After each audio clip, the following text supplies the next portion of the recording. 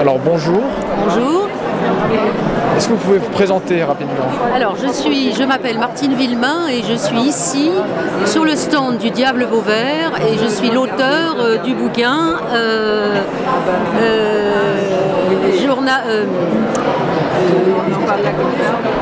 John Kennedy à 20 ans.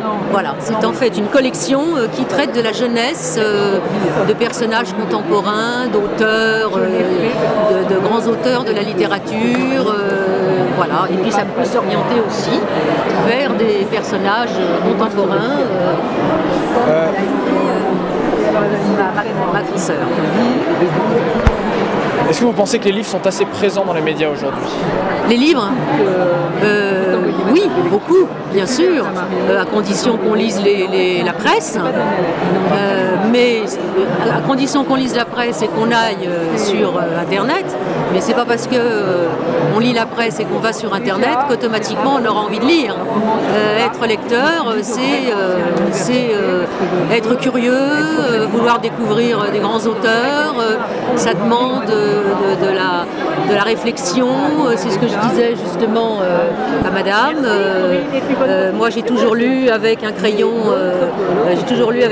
À la main et souligner ou cocher des passages parce que j'aime ça, mais je pense que s'agissant des jeunes, leur donner le goût de la lecture, ça demande probablement toute une démarche qui n'est pas forcément évidente à l'heure actuelle à cause de cet éparpillement de loisirs et de demandes de toutes sortes et comment on pourrait dire, ils sont happés par plein de choses.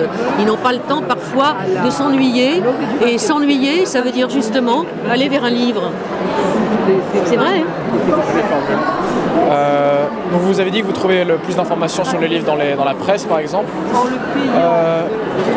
Qu'est-ce que vous pensez qu'il faudrait faire pour qu'il y ait plus d'émissions littéraires?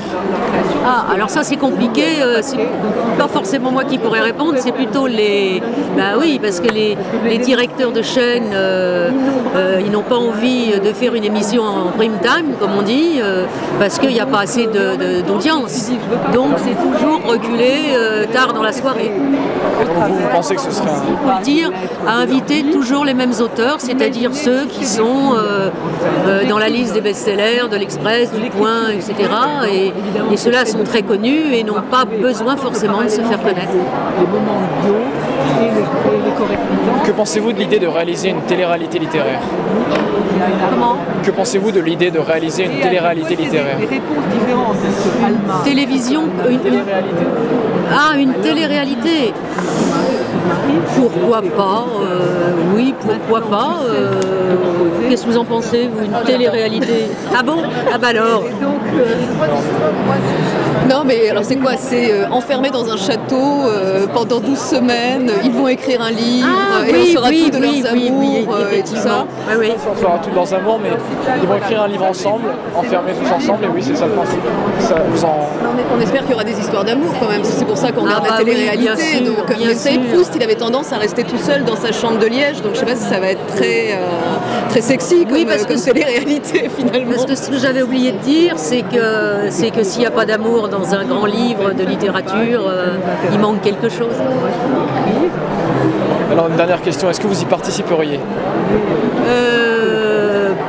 Pourquoi pas, si mon mari me donnait l'autorisation? Moi non, mais parce que je trouve ça terrible en fait de devoir écrire sous contrainte. Et là le côté des 12 semaines où il faut sortir à la fin avec le bouquin et tout ça, avec en plus la concurrence des autres à côté. Oui, mais si on est... C'est pas une concurrence, c'est une collaboration. C'est le principe d'écrire ensemble. Donc c'est pas tellement... aussi, puis ça dépend du sujet. Bon, pourquoi pas, faut voir avec qui. Je veux la liste d'abord. Voilà, exactement. Écoutez, merci pour votre franchise et votre temps. Au revoir.